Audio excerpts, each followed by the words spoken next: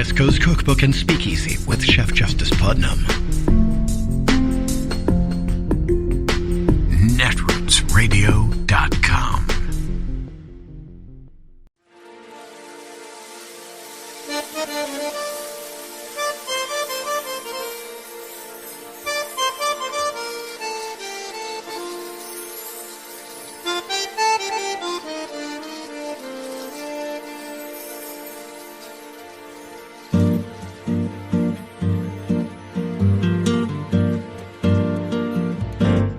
Je voudrais du soleil vert, des dentelles et des théières, des photos de bord de mer, dans mon jardin d'hiver.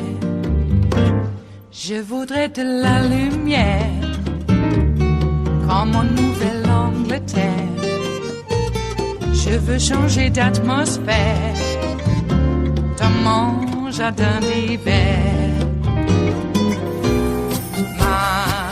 À fleurs sous la pluie de novembre, tes mains qui courent, je n'en peux plus de t'attendre. Les années passent, qu'il est loin, là je tombe. Nul ne peut nous entendre. Je voudrais du Fred Astaire.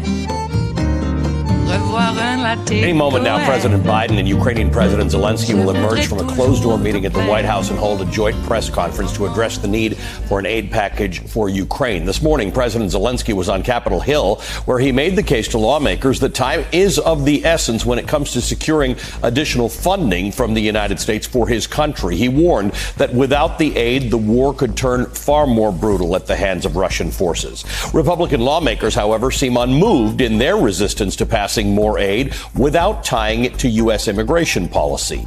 The House Speaker, Mike Johnson, doubled down on his party's stance following his own meeting with Zelensky. Just today, in an effort to show that the aid has dealt a serious blow to Vladimir Putin, the Biden administration declassified new intelligence showing that the Russian military has faced a staggering 315,000 troops that have been killed or wounded since the war began. Joining us now is the member of the House Armed Services Committee, Democratic Congresswoman Mikey Sherrill of New Jersey. Congresswoman, great to see you. I'm sorry ahead of time if I have to interrupt you because this press conference has started, but there are very few people who are as well qualified to discuss this as you. You were a former pilot in the Navy. You've worked in Europe on matters relating to Russia, and you understand the importance of this. This is not just about whether Ukraine suffers a bit if we don't get this funding done. It has sent shockwaves around the world that this might be a sign that America is backing down a bit from this fight, which will be a signal to a whole lot of other people that maybe they need to back down from this fight too. You know, that's exactly right, and something I'm critically concerned about. It's also a sign not just to our allies and our NATO allies, it's also a sign to those people who wish to do us harm. So we know that this is an alignment against not just the freedom of the Ukrainian people with the unprovoked Russian invasion, but also against U.S. interests. So we've seen Putin having Hamas come visit him to talk. We know he's using Iranian drones in southern Ukraine. We know there is work being done on an oil gas pipeline to China. So all of these interests, people who don't have the best interest of the United States and our people at heart, are really lining up against us in this fight. That's why it's so critical we continue this support. We stay strong with our allies in NATO to make sure that we don't give any ground in this fight for democracy and our values across the world. We have two issues. One is there's fatigue. There's always fatigue about these wars. People lose a little bit of interest in the whole thing. They kind of grind to a halt. And then there's the issue of people just, you know, looking at other things and thinking about other things as priorities. How do you deal with that when this is a situation in which Russia just went into another country and Vladimir Putin is out there warning that? Why do you all think this would stop with Ukraine? Why, if you back down from this, do you not think that Russia might go for a neighboring country, even if one of those neighboring countries is a NATO country? Well, not just that, but why isn't China watching this and determining how long it's going to take in a fight if they want to take over Taiwan, for example, something we are desperately working to deter. So these are all of the things that are being calculated. But to your point about the fatigue, I think we maybe haven't conveyed to the American people well enough the success of the effort so far and what American support has been able to do in Ukraine. So we have kept the port of Odessa open for the Ukrainians. They have been able to ship out grain that feeds large parts of the African continent, critical to the world food supply. We've ensured that they've been able to largely hold the Russians at bay, keeping Kyiv safe, the capital city, with our Patriot missiles.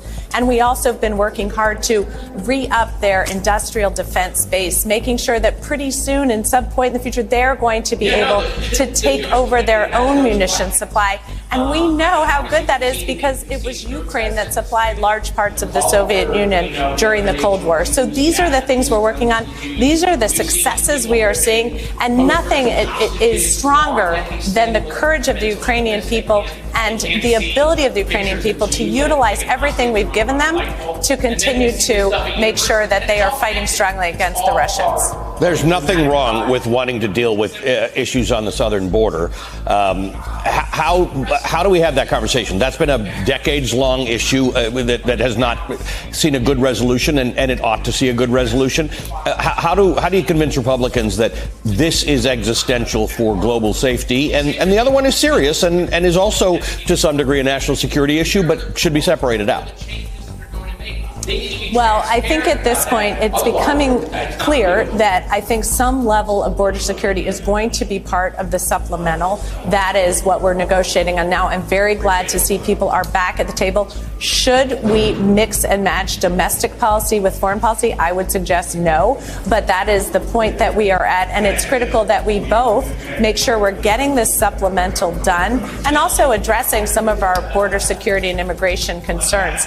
I would remind people that a lot of this supplemental will actually be going to our own U.S. defense manufacturing base, to U.S. jobs, U.S. companies here at home.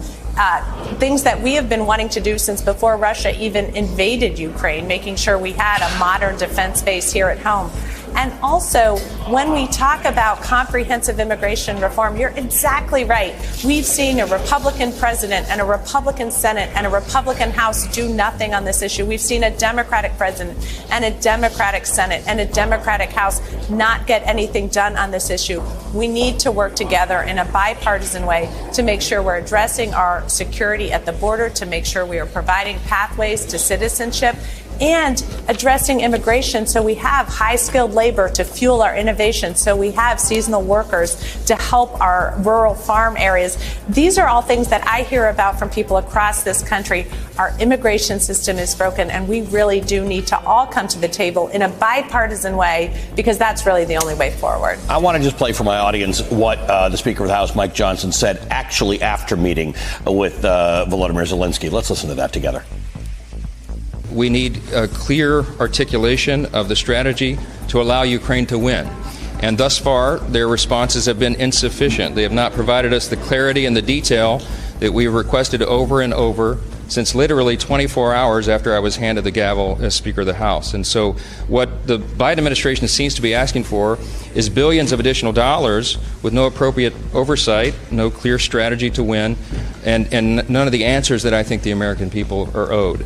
I have also made very clear from day one that our first condition on any national security supplemental spending package is about our own national security first. Okay, so that our own national security is the border stuff he's talking about. Take that away from that conversation. He's talking, and I ask you this as a U.S. Navy veteran, he's asking for a clear articulation of the objectives and the strategy.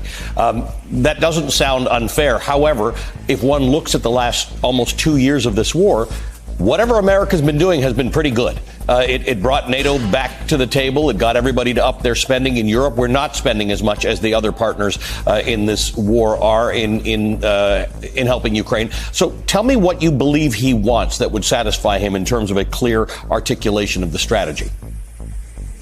Well, I would say that most people in the national security space, when we're talking about our own national security here at home, what is critical to that is making sure that we are supporting our own defense manufacturing base, which this supplemental does, making sure that we are supporting democracy around the world against our enemies, such as Russia, such as Hamas, which this supplemental would help to do. I think that he wants to have an articulation of why this support is working. And I have to tell you, if he doesn't have that, then he's just not listening.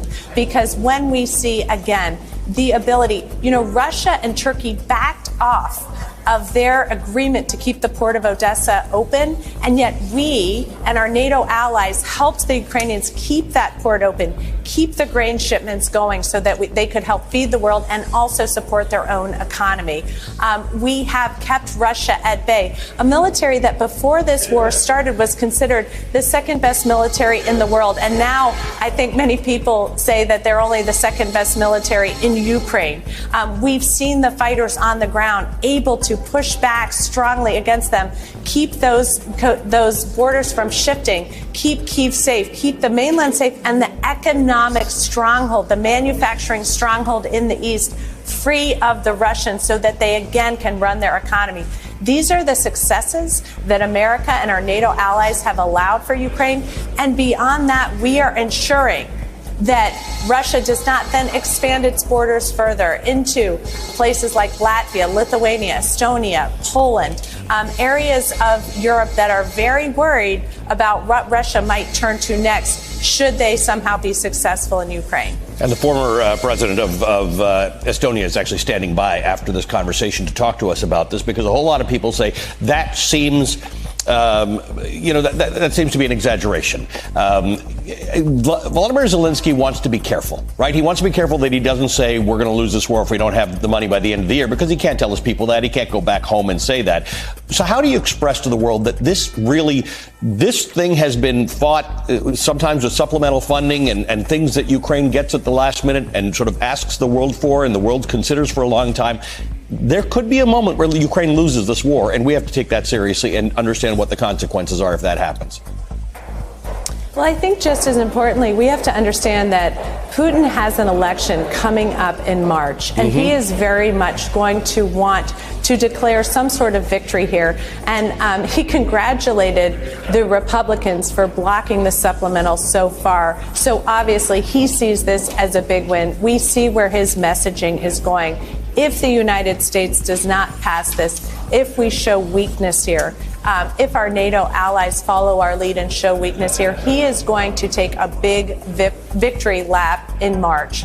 And we know that Russian misinformation, if he can turn the full impact of his intelligence services to that misinformation, we know how damaging that could be, even to our elections here at home. So I think it's critically important that as a nation, we stand behind democracy. We stand behind supporting our allies, behind our NATO allies, as we push further to make sure Ukrainians have what they need to fight, but also, and I can't emphasize this enough to people as the Americans are thinking about how their tax dollars are being spent. I can't emphasize enough how important and critical this supplemental is to our own U.S. defense base as we are looking at instability across the world, as we are looking at combating the Chinese influence in the South China Sea, the possible Chinese desire to overtake Taiwan, the deterrence we want there. This is so critical to our own defense manufacturing base here at home. It is Wednesday, the 13th of December of 2023, and you are in West Coast Cookbook and Speakeasy. I am your chef de cuisine, Justice Putnam. Gunner, the English bulldog, is our snoozing sous chef. Precious, the little Yorkie, is our door girl, and she will be seating you directly for our especially special, daily special, Smothered Benedict Wednesdays. Will no one rid us of these meddlesome priests? Yeah, I'm looking at you, Mega Mike. Man, is that guy a crazy ass or what? Jeez. And when I say Jesus, Okay, I'm not belittling or being, sacrilegious. I'm just, putting an exclamation point on it. All right. Well, I did take time to take in the Hunter Biden presser, and good on Hunter. Maybe we need to see more of him. Considering that the traitors who have been running this investigation of I don't know what, but the Comers, the Jordans et al. Have been making the rounds of all the right-wing media for quite some time, daily, multiple times during the day. It's been a deluge of it. And maybe we need to see Hunter and his proxies out there a little bit more. Maybe. Unilateral disarmament does not work, folks. Sometimes you got to fight fire with fire, okay? Sometimes. But good on him. Now, there's some prognosticators who have made the claim or the analysis that possibly Hunter, if he does go into closed session, just plead the fifth, and then he'll just waive that in the public hearing. I heard Ryan Nobles on MSNBC this morning. I don't like that guy. I just don't. Okay, let's be clear. So that stated, he made the claim that, they got to get him in closed session so they can get him under oath. You get him under oath in open session, too. It's just that, for all the times that every Republican came to sit in a congressional hearing, they never went under oath because they refused. So we had to have questioning of these folks while they were not under oath. And in that very instance, it delegitimized that hearing, and that was stated as such by the parties, the Republican parties involved. It's not a real hearing. I hear the complaint also that Ryan Nobles put out there and said, there's all this grandstanding. The only people who grandstand are the Republicans. They interrupt, they cajole, they yell.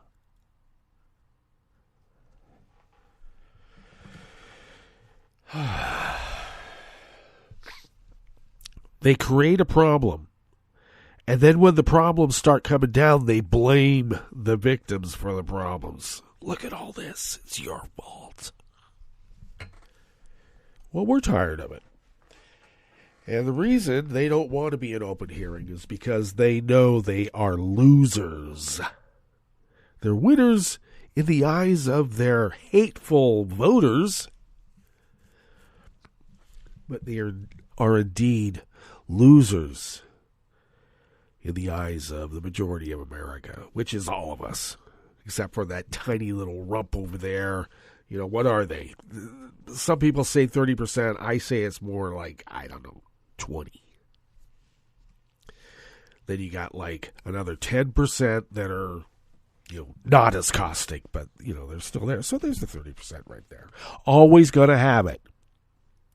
Every population is going to have 30% of just some crazy-ass antisocial people.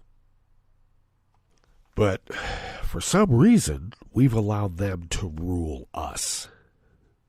Instead of how it used to be not very long ago, where they were ridiculed, mocked, and ignored, and therefore had no power. Now they are elevated daily, multiple times during the day, to spout off the most insane conspiracy theories because they want power and money. Let's not forget that. I think it's more about the money. And this is for people, I'm not talking about the electeds, but the people who are paying them to do this stuff. These are people who have more money than God. They're going to go up to the pearly gates and God's going to say, I can't afford to have you come here. You're just going to drive property values up. Forget it. You're going to hell. Good. Eye of the needle, as they say. Eye of the needle. We do have a semi-religious theme in that we don't want the meddlesome priests meddling on a Wednesday. Nope, not at all. Okay, well, good on Hunter. We'll see how that ferrets out. I guess we're going to have an impeachment inquiry. We don't have any evidence. That's why we have to have an inquiry. We got to get something. An optimist in the MAGA contingent is one who will go into a room full of ponies and search everywhere because there's got to be some shit somewhere in here that we can dig up and throw at the Bidens. Yeah, they're optimists. All right, well, enough of that. Why don't we get down to brass tacks and give you the rundown on what we have in store for you in the curated part of this salon we call West Coast Cookbook and Speakeasy. And yeah, that was Mikey Sherrill at the top. Just reiterating that Putin has congratulated House Republicans for stalling that Ukraine aid package. Yeah, they're going to go home for the holidays. Oh, also I heard that the lawyers for Trump are going to go home for the holidays too. They can't do any work in the courts for the rest of the week because they got to jet off for the holidays. What? Okay, that's how they are. Well, on the rest of the menu, the FBI is investigating dozens of emailed hoax threats to Oregon synagogues, schools, and airports just this week. Media Matters for America sued Texas Attorney General Ken Paxton for launching a retaliatory investigation over its investigation of Elon Musk's Twitter.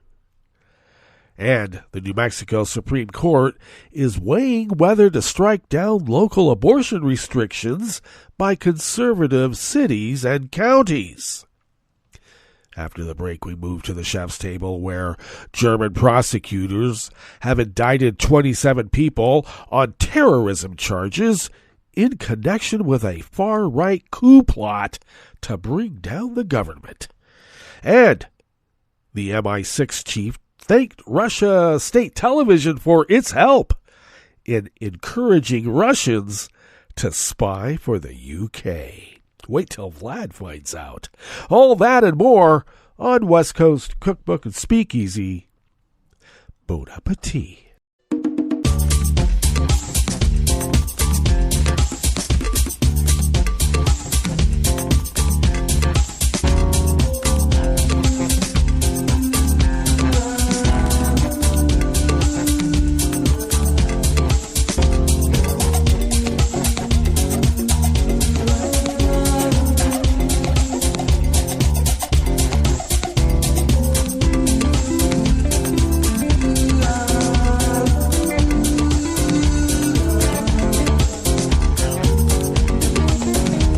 Near the bottom of our homepage at netrootsradio.com, to the right of the page is the chat room link, and the chat room is monitored by Kelly Lincoln, and we thank Kelly for doing so. Thank you, Kelly! If you out there in radio listening land would look across the page of our homepage to the left from that chat room link, near the bottom of our homepage at netrootsradio.com, you'll notice the link to our Patreon page. And if you could become a recurring Patreon of Netroots Radio, and if you could possibly send us what you might spend on, I don't know, how about an espresso-type coffee drink? If you could afford to send the funds from that once a month, we are able to pool those funds with like-minded folks' funds and then pay our bills. Or put a big debt in it, and then we pay our bills. And as I've said before, we've noticed after all these years that when we pay our bills, we're somehow flying under the radar, and we get away with a lot. Man.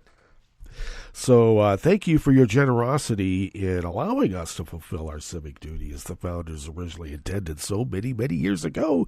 Indeed. Now, I should mention, these are entreaties for the radio station, not this show, because we do a lot more on the rest of the Netroots Radio broadcasts than our little, rant period.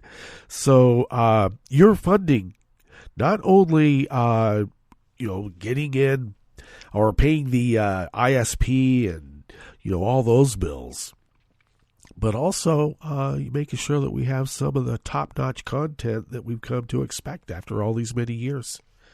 So thank you for letting us do that. And we think that it's very important that voices are heard. And so there. Okay? Let's listen. Let's listen to them. Okay. If you would like to follow Netroots Radio on Twitter, Mastodon, Spoutable, Blue Sky, Facebook, you could do so at Netroots Radio. Tom takes care of those, and then we all kind of take care of the Facebook page now. So there. Now you can also follow me on all of those platforms, including Facebook and Instagram and Tumblr at Justice Putnam. And if you notice that I post the show notes and links diary on Daily Kos 10 minutes before showtime, you can find those show notes and links diaries by following my social media feeds. And there you can read the full articles by the reporters who wrote those full articles in their entirety, because this is the Department of Redundancy Department. And if you know where that's from, you're old like me. Like the rest of us. Okay. Also, you could follow the show on Twitter at Cookbook West. And most importantly, if you could pick up podcasts by way of Spreaker, TuneIn, iTunes, iHeart, YouTube, even Deezer. You can find them everywhere except on Stitcher. Okay. But yeah, do pick up podcasts and do whatever they ask you to do in terms of rating them. But yeah, pick them up, and you know where now. So thank you. All right, let's get into it. This first offering is by the staff at Oregon Public Broadcasting. The Federal Bureau of Investigation's Portland office is investigating several hoax threats emailed to synagogues, schools, and airports just this week. On Monday, bomb threats triggered evacuations at several schools across Oregon, including the Central Lynn, Cascade, Colton, Corbett, and Arlington school districts. I would think that's more than several. Okay, stop. So, say more than a half a dozen. I like that. Many students who evacuated their schools Monday were able to return to class yesterday, Tuesday. And the Cook County District today said it, too, received an emailed bomb threat, but it wasn't immediately discovered because it went into a spam folder. That's great. The district's technology department found the email yesterday morning and determined its system filtered the message because the domain nerdmail.co, along with a username, I will gouge your eyes out 0. Yeah, that's one way. Students and staff were never in danger, and law enforcement confirmed it was not a credible threat, the district wrote in a statement, adding that staff will now monitor spam folders more closely. Let's hope so. In a written statement, the FBI said it is also investigating threats emailed to houses of worship and airports. The agency did not name which locations were impacted. Some Oregon synagogues have received emailed threats, including Congregation Beth Israel in Portland, according to Rabbi Michael Kahana. The FBI said so far it has not found information indicating that these threats are credible, but it will continue with local law enforcement to determine if they are connected.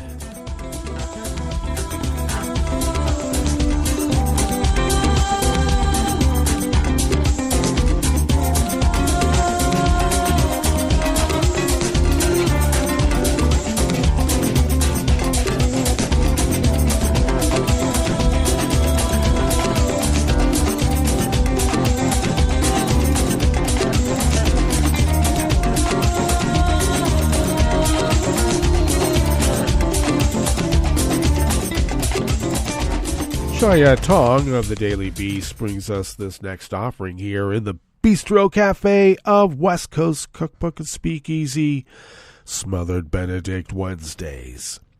The progressive media watchdog group Media Matters for America filed a lawsuit in federal court against Texas Attorney General Ken Paxton, alleging he violated the First Amendment by launching an investigation into the organization over its investigation into the Elon Musk-owned social media platform X, formerly known as Twitter, which is, I gotta say, still currently known as Twitter.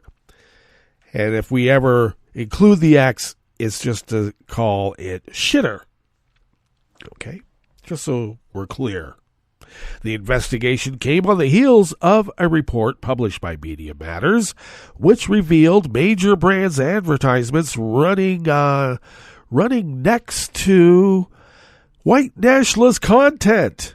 In the days that followed, a number of major advertisers cut ties with the platform, including Disney, IBM, Warner Brothers, Sony, Apple, and Fox Sports. The organization immediately came under fire from the platform's billionaire owner, who promised to and later did file a thermonuclear lawsuit, which Musk suggested was only the first of many. Just hours earlier, he called the progressive media watchdog pure evil for its reporting on the platform.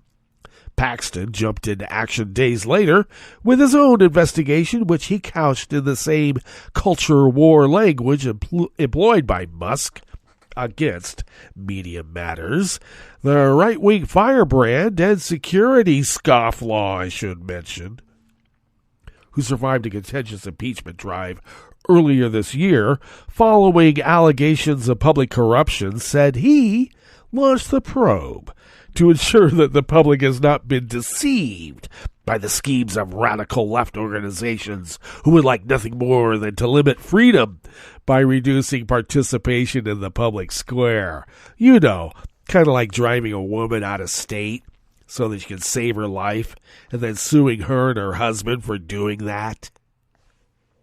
Now, Media Matters is suing him back, arguing that Paxton is trying to punish it for its reporting.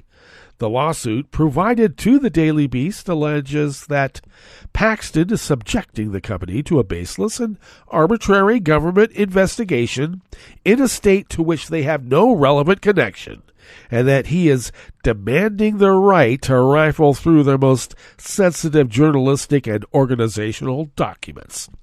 The organization is alleging that Paxton's probe is an attack on the First Amendment and has prevented the news company from publishing more articles on X and Musk for fear of further retaliation. Media Matters also said in this lawsuit that Paxton offered no explanation of how the company violated Texas trade practices law, or even what possible jurisdiction he had over them, adding that his press release showed no meaningful analysis of these issues at all. The lawsuit asks for a permanent block on Paxton's investigation and was filed in Maryland, where Eric Hananoki, the reporter who wrote the stories in question, is based out of.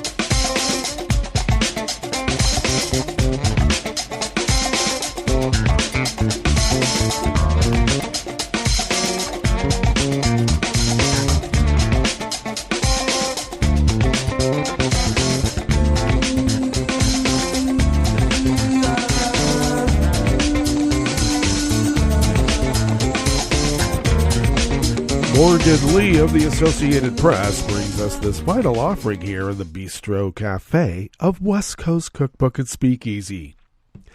The New Mexico Supreme Court is weighing whether to strike down local abortion restrictions by conservative cities and counties at the request of the Attorney General for the state, where abortion laws are among the most liberal in the country. Oral arguments are scheduled for today in Santa Fe. At least 4 state Supreme Courts are grappling with abortion litigation this week in the aftermath of the U.S. Supreme Court's decision last year to rescind the constitutional right to abortion. In New Mexico's Lee and Roosevelt counties and the cities of Hobbs and Clovis, where opposition to abortion runs deep, officials argue that local governments have the right to back federal abortion restrictions under a 19th century U.S. law that prohibits the shipping of abortion medication and supplies. They say the local abortion ordinances cannot be struck down until federal courts rule on the meaning of provision within the anti-vice law known as the Comstock Act. Attorney General Raul Torres has argued that the recently enacted local laws violate constitutional guarantees, including New Mexico's Equal Rights Amendment that prohibits discrimination on sex or being pregnant. Since the court case began, additional local ordinances have been adopted to restrict abortion near Albuquerque and along the state line with Texas. New Mexico is among 7 states that allow abortions up until birth, and it has become a major destination for people from other states with bans, especially Texas, who are seeking the procedures. A pregnant Texas woman whose fetus has a fatal condition left the state to get an abortion elsewhere before that state Supreme Court rejected her unprecedented challenge of one of the most restrictive bans in the U.S. In 2021, the New Mexico legislature repealed a dormant 1969 statute that outlawed most abortion procedures as felonies, ensuring access to abortion even after the U.S. Supreme Court rolled back guarantees last year. Earlier this year, the New Mexico governor signed a bill that overrides local ordinances aimed at limiting abortion access and enacted a shield law that protects abortion providers from investigations by other states. On yesterday, the Arizona Supreme Court grilled lawyers about a pre-statehood ban in 1864 on nearly all abortions and whether it has limited or made moot by other statutes enacted over the past 50 years. Arizona's High Court is reviewing a lower court decision that said doctors could not be charged for performing the procedure in the first 15 weeks of pregnancy because other more recent laws have allowed them to provide abortions. Well, that brings us to our break, and when we get back from that break, we will go through weather from around the world, and we will finish up with the stories that we've curated for you today.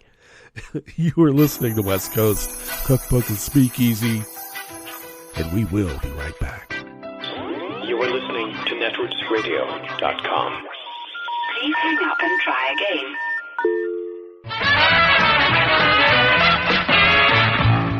From a point at sea to the circles of your mind, a new force is at work for planetary transformation. New radio for a new Earth.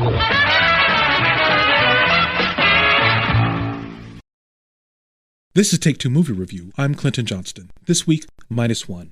Warning, I'm not going to mispronounce it Godzilla and pronounce it Gojira. And 2, I'm going to talk about the basic plot of Yamazaki Takashi's Gojira -1. But first, what's amazing to me is how Gojira, when in the hands of someone who doesn't want to tame it and make it our protector, or turn it into a King Kong clashing cartoon, can still, after 70 years, be an effective metaphor for our self-induced disasters. It's 1945, outside of Japan, war's pretty much over, and a Japanese fighter pilot lands on the small airplane repair station on Odo Island. He sees dead deep sea fish floating in the water, and the mechanics say the locals talk of a monster named Gojira. Sure enough, a 10-foot tall monster attacks and kills everyone except for the pilot and lead mechanic. 1946, we test nuclear bombs at Bikini Atoll, and Gojira is mutated, so that when he attacks Japan, he's bigger and worse. The occupying U.S. Army won't deploy for fear of angering the Soviets. The Japanese government won't warn the public for fear of panic, so it's up to post-war locals to scavenge what weapons they can to fight for their lives. So, we have an old threat, presaged by problems with sea life, that we ignore and make much, much worse through our military industrialism. Supernations are immobilized due to political power games, and the government keeps silent, leaving normal people to rally for our survival. It's climate change. But these plot points are all just background. What makes Gojira -1 so good is the touching central story of our war-haunted hero,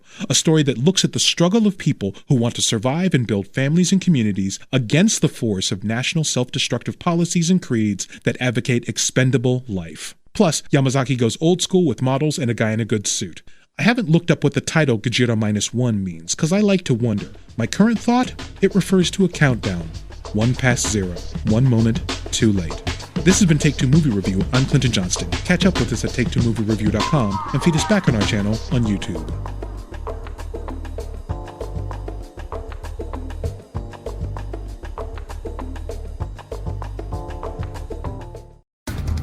This is a message from CDC. After hurricanes, tornadoes, and floods, standing water and excess moisture help mold grow in your home, garage, and other structures.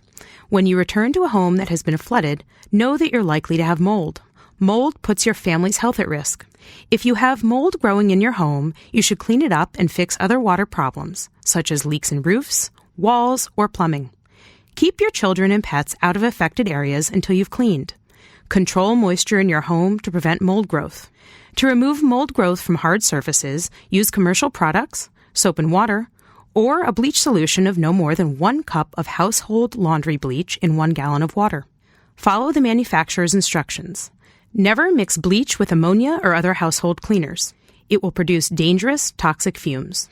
Open windows and doors to provide fresh air. For more information, visit cdc.gov or call 1-800-CDC-INFO. This program is presented by the Centers for Disease Control and Prevention.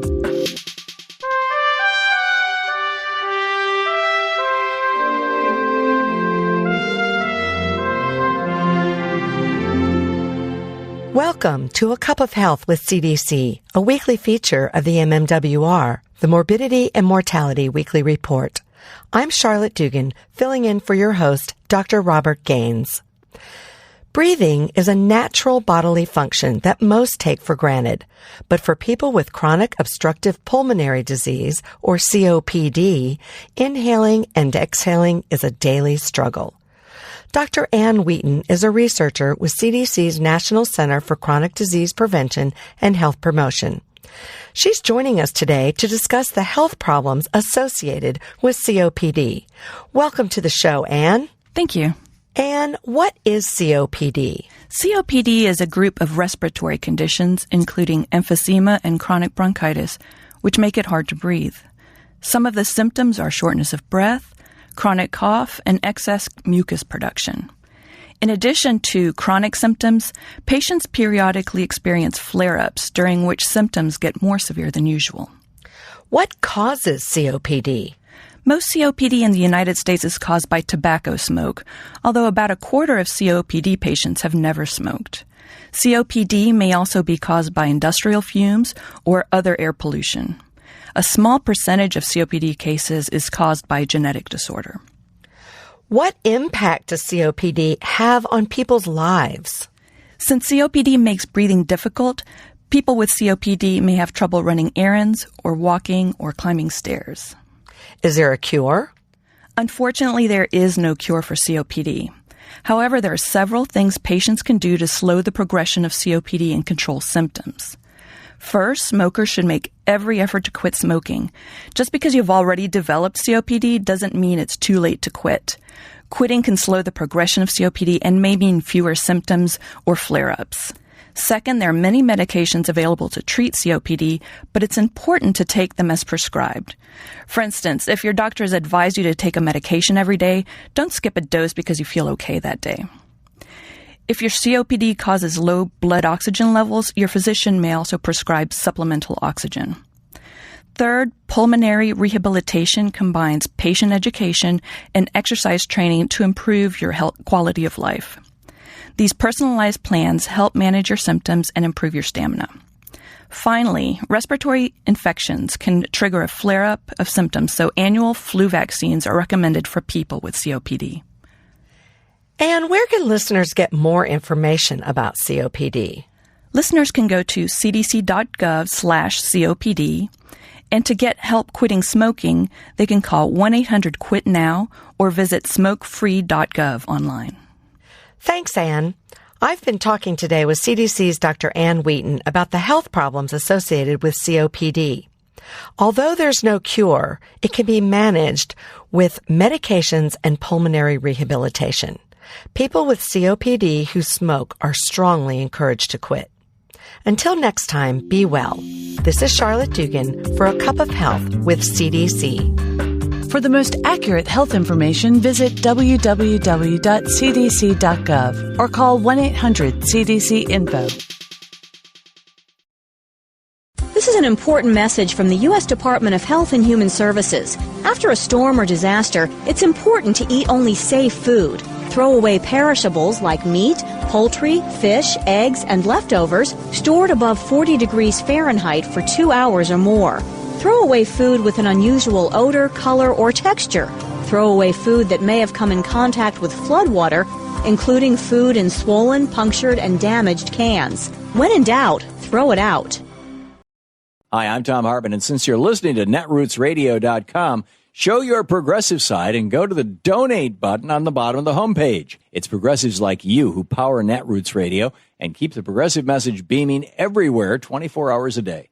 Just go to our donate button at the bottom of netrootsradio.com. Thank you for keeping progressive radio at full power.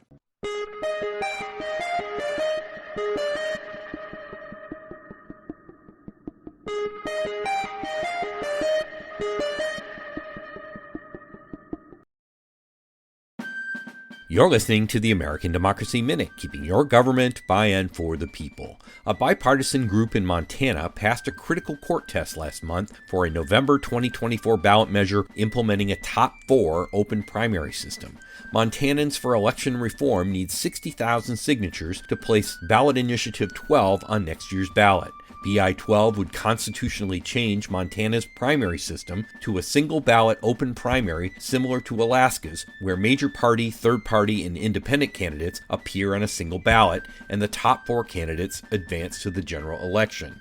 The Montana Supreme Court ruled in November that BI 12 is constitutional. A second initiative, BI 13, would require that candidates win with a majority, not just a plurality, which could necessitate runoff elections.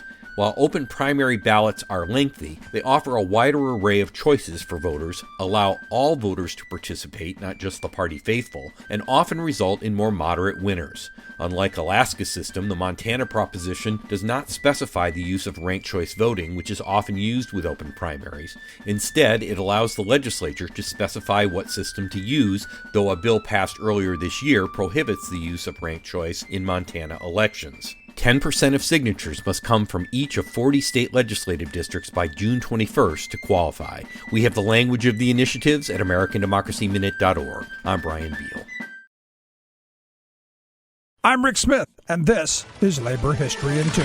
On this day in labor history, the year was 1971. That was the day that Namibian workers began a general strike to protest the contract labor system. As a colony of South Africa until 1990, Namibia faced many of the same apartheid-like measures that blacks faced in South Africa. Black migrant workers in Namibia comprised the majority of workers in the diamond mines, fisheries, and commercial farms. They were forced to live in the northern third of the country and were subjected to the pass system. The pass system determined where they could live and work and when they could travel. Restrictions on their rights as workers were directly tied to restrictions they experienced as colonial subjects. Because there were no trade unions at the time, this strike is considered to be an important first step in the 20-year fight for independence. More than 13,500 black contract workers participated, effectively shutting down 20 23 key workplaces and 11 mines. The indigenous Ovambo and Kavango workers demanded the right to choose jobs and contracts to bring their families to distant work locations, a new pass system, and increased wages based on work type, not skin color. In her book, Labor and Democracy in Namibia, Gretchen Bauer says that while workers did win wage increases, the pass system remained largely intact. Employers were angry that workers now had the right to bid on jobs, quit at will, and receive holiday bonuses and leave pay. Workers were upset that they were still subjected to restrictions of movement and arbitrary arrest and detention. But the strike began the long process of eroding the pass system, contract labor, and second-class citizenship for the indigenous workers of Namibia. Labor History in 2 brought to you by the Illinois Labor History Society and The Rick Smith Show.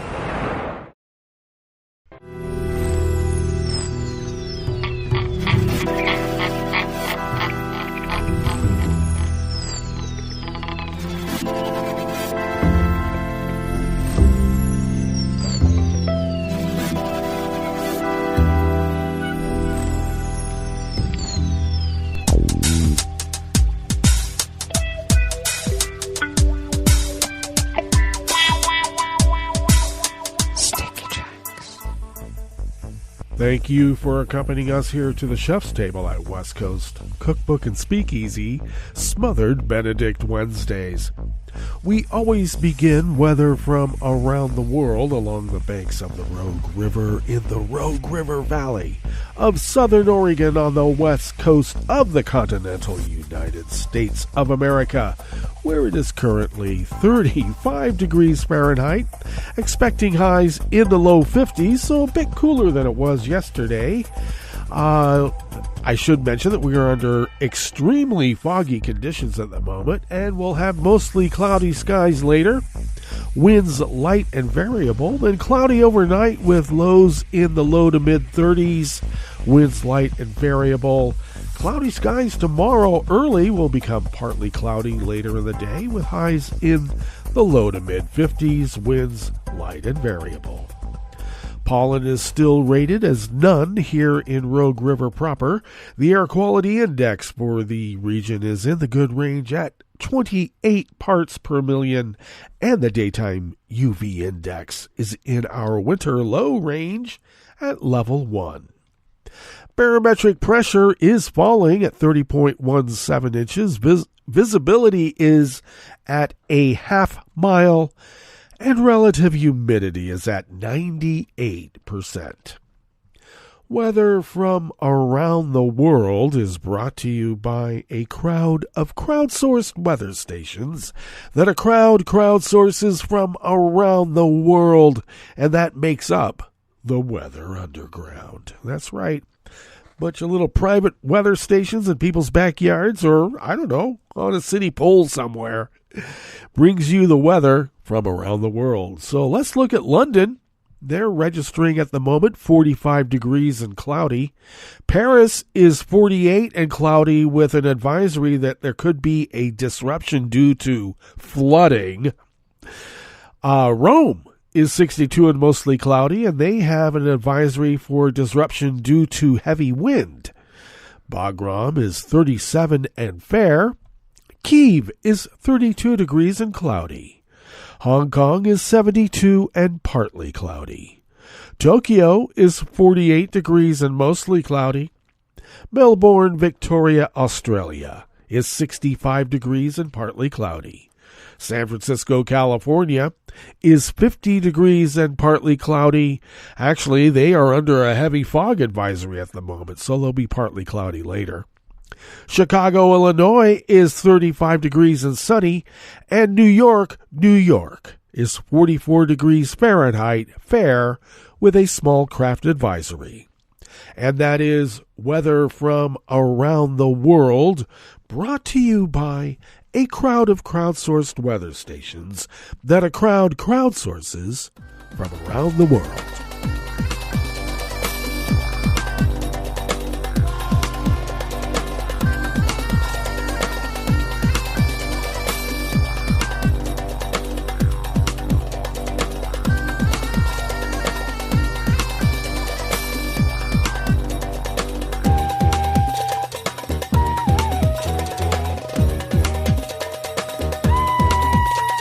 Pierre Molson of the Associated Press brings us this first amuse-bouche here at the chef's table at West Coast Cookbook and Speakeasy, Smothered Benedict Wednesdays.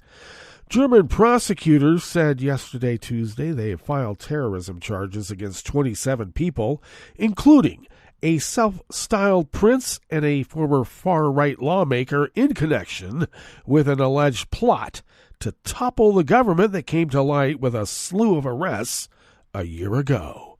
An indictment against 10 suspects, including the most prominent figures, was filed on December 11th at the state court in Frankfurt. Under the German legal system, the court must now decide whether and when the case will go to trial. 9 of those suspects, all German nationals, are accused of belonging to a terrorist organization that was founded in July of 2021 with the aim of doing away by force with the existing state of order in Germany, federal prosecutors said in a statement. Prosecutors said that the accused believed in a conglomerate of conspiracy myths, including Reich citizens and QAnon ideology, and were convinced that Germany is ruled by a so-called deep state. Sound familiar? Adherents to the Reich citizens movement reject Germany's post-war constitution and have called for bringing down the government, while QAnon is a global conspiracy theory with roots in the United States. I might say that it has roots with the FSB and Mike Flynn, but that's another story altogether now, isn't it? The 9 suspects are also charged with preparation of high treasonous undertaking. They include Heinrich the 13th, Prince Rus, yikes, whom the group allegedly planned to install as Germany's provisional new leader. Birgit Malsek-Winkemann, a judge and former lawmaker with the far-right Alternative for Germany party, and a retired paratrooper. The group planned to storm into Parliament in Berlin and arrest lawmakers, prosecutors said. It intended to negotiate a post-coup order, primarily with Russia, as one of the Allied victors of World War II. They said that Rus tried to contact Russian officials in 2022 to win Russia's support for the plan, and it isn't clear how Russia responded, which really means they know exactly how Russia responded. A Russian woman, identified only as Vitalia B., is accused of supporting the terrorist organization, in part by setting up a contact with a Russian consulate in Leipzig and accompanying Royce there. Another 17 members of the group were charged in separate indictments at courts in Stuttgart and Munich, prosecutors said.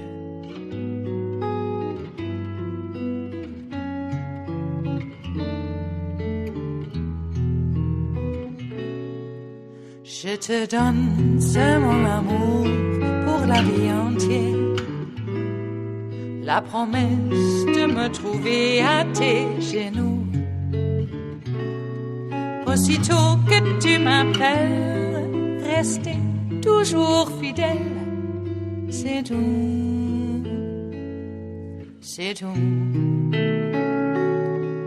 Je te donne tous mes printemps, mes étés de mer, mes automnes quand les feuilles tombent partout.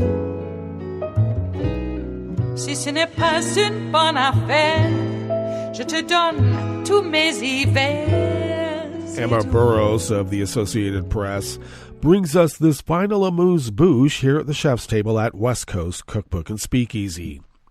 The head of Britain's Foreign Intelligence Agency has thanked Russian state television for its help, encouraging Russians to spy for the UK after it translated and broadcast part of a speech he gave earlier this year in which he called on Russians to join hands with us. Anchor Maria Butina, remember her? Herself, a former Russian spy, included the clip at the top of a program about Richard Moore, the head of Britain's Secret Intelligence Service, also known as MI6. Moore gave the speech in July at the British Embassy in Prague, where he openly encouraged Russians faced with the, quote, venality, infighting, and sheer callous incompetence of their leaders, end quote, to spy for Britain.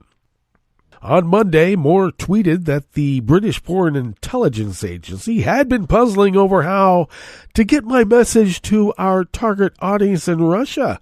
We never thought Russian state TV would step in to help. Thanks, guys, he added. Mark Galati, an expert in the Russian security services at University College London, told the AP the translation and broadcast of Moore's comments was a pretty serious gaffe. Putin and his viewers are likely to be the kind of people that British intel would be interested in, Galati said, adding that he would not discount the prospect of the message being successful. Intelligence work is about throwing crumbs out onto the water and hoping someone will nibble, he said. Indeed. Well, that brings us to the end of our broadcast period for the day, but you do know Netroots Radio broadcasts on, and we will meet up here tomorrow for Metro Shrimp and Grits Thursdays. So do stay tuned to Netroots Radio all day and all night for all the breaking news as it breaks, and we will meet up here tomorrow, right here, in West Coast Cookbook and Speakeasy. Bon appétit.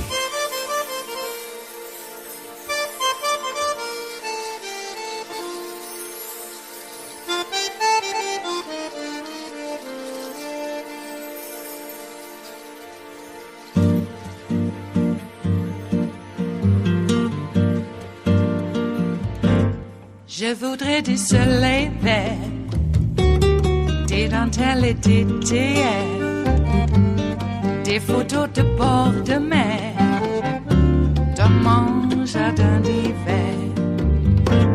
Je voudrais de la lumière, comme en Nouvelle-Angleterre. Je veux changer d'atmosphère, dans mon jardin d'hiver. Ma robe à fleurs, sous la pluie de novembre. Tes mains qui courent, je n'en peux plus de t'attendre. Les années passent, qu'il est loin, là je tombe. Nul ne peut nous entendre. Je voudrais du Fred Astaire, revoir un latte Goël. Je voudrais toujours te plaire dans mon jardin d'hiver. Je veux déjeuner par terre comme au long de golfe clair. T'embrasser les yeux ouverts dans mon jardin d'hiver.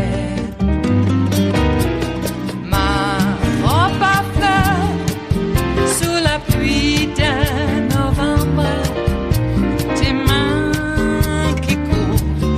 On ne peut plus de t'attendre. Les années passent, il est loin, là je tombe.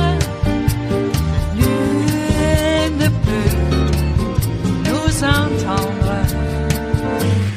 Ba-da-da-dum-di-da-dum, ba-da-da-dum-di-da-dum, ba-da-da-dum-di-da-dum. Dans mon jardin d'hiver. Ba-da-da-dum-di-da-dum, ba-da-da-dum-di-da-dum, ba-da-da-dum-di-da-dum. Dans mon jardin d'hiver. Dans mon jardin d'hiver. Dans mon jardin d'hiver.